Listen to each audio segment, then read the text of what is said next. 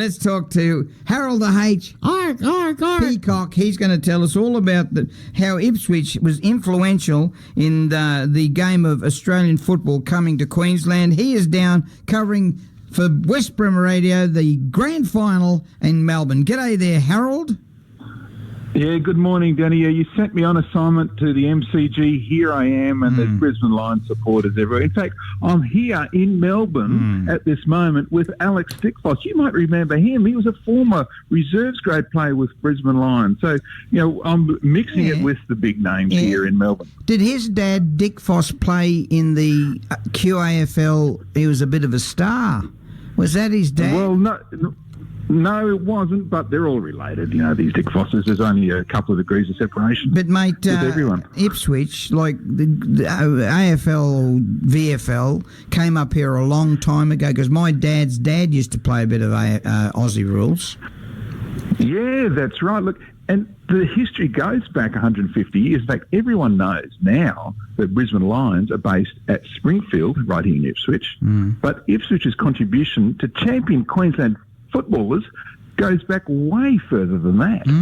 In fact, look, Murray Bird, he's a former AFL umpire in Queensland, and in 2015 he published a fantastic book on the origins of Queensland football, and it's called Athenians and Red Invincibles.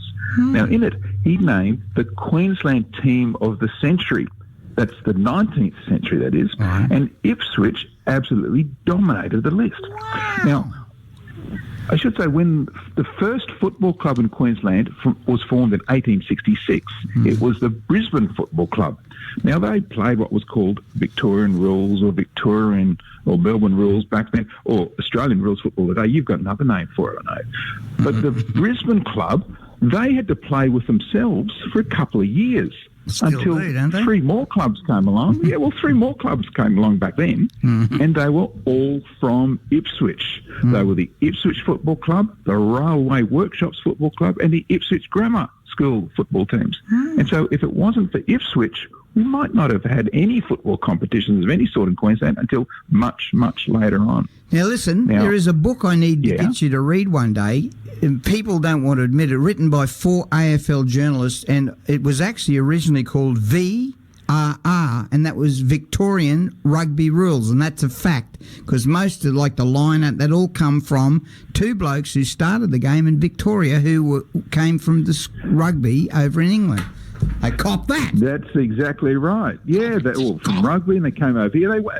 But they wanted to create something more gentlemanly than the English were doing, right? So they had to get something better with the Australian touch. Yeah, that's a great game. So, and they played it here in Ipswich, and with the Ipswich touch, because back in the 19th century, Ipswich became the dominant club.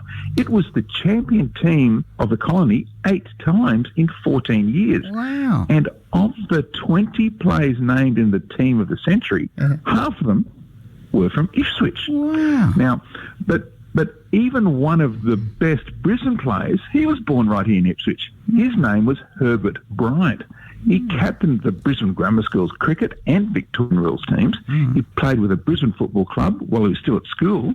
He went to university in Melbourne, where he played football with St Kilda and Eston, and as a 19-year-old represented Victoria against South Australia in front of a crowd of 10,000 people. Now, this is way back in the 19th century, huge crowd. But he therefore became the first Queenslander to go to Melbourne and make it big by representing Queensland or representing Victoria in Victorian rules. He was the first, he was a pioneer, and he was born right here in Ipswich. But the best athlete of that team of the century was Ernest Hutton. Oh, Ernest. He went to Ipswich Grammar. Yeah, he went to Ipswich Grammar School and was their Victorian rules captain in 1883. He then played with both the Ipswich and Brisbane football clubs. He was champion kicker of the colony. He went to Victoria and played with the Melbourne Football Club. And he was an athletics champion in both Queensland and Victoria. He was a champion tennis player in Queensland and Victoria. He represented both Queensland and New South Wales in rugby, and both Queensland and Victoria at cricket. In fact, in a cricket match against England one time, W.G. Grace objected to him being used as a substitute fielder because he said Hutton was the best fielder he had ever seen. Now, Hutton was a naturally gifted athlete and never trained seriously at any sport. And that's because he treated them all as games that should be enjoyed. And Danny, that's why you probably never heard of Ernest Hutton. But of course, he was from here in Ipswich.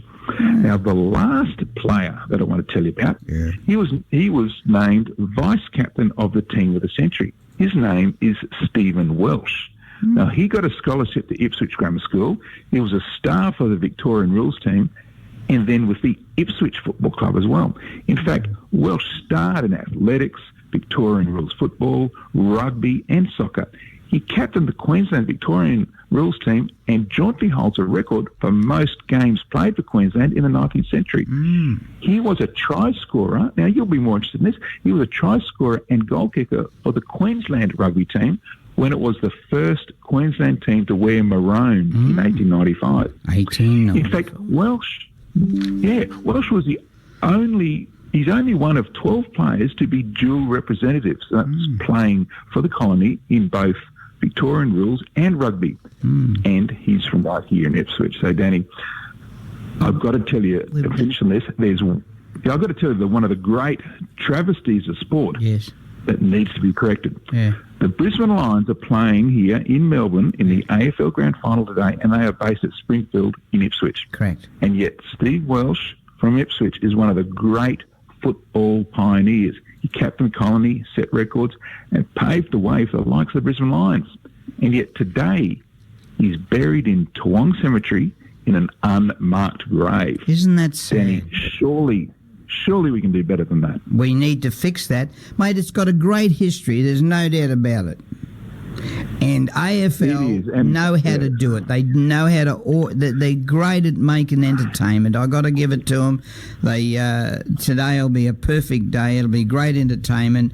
And I got to shout out to Chris Fagan, who never played AFL. He was a good club player in Tasmania, but he just something about the man. He's a great man manager. Oh, and he's everyone's grandfather, right? We all thought of the Queen as our grandmother. Fags, their grandfather. Yeah, Fags. Yeah, good on him, mate. All the best. Can we put that up? Have you got it there? Let's go, Linos. Oh, no, you mean the Lions song? Quickly put a little bit of that on because we've got Jack Sim coming up next. Here we go. Okay, hang on a sec. I've got to get this happening for you. Here we go. And listen to this, mate. The French national. We are the pride of Ipswich Town. We are the boys in blue and red. No, we're not. Gold. We will always fight for victory. You're getting so close there, Danny. We'll get you over the line with that song eventually. Look, if you listen to the AFL Grand Final today, hopefully at around 5 o'clock or thereafter, you'll be singing that dozens of times. Well, I honestly think for the Lions today and Broncos tomorrow, of course. I think the Lions have played their grand final last week. I honestly think Collingwood will dust them up. But anyhow, let's see what happens. All the best to the Lions. Mate, thanks for bringing us to us. I bet you the atmosphere down there is unbelievable. Absolutely electric. And the airport in Brisbane, when I was coming down there yesterday, full of Broncos and Lions supporters. I've never seen anything like it. Go Lions, go Broncos. Crank it up, let's take it home, let's kick back behind and get behind the getting behind. Coming, got Jack Sim.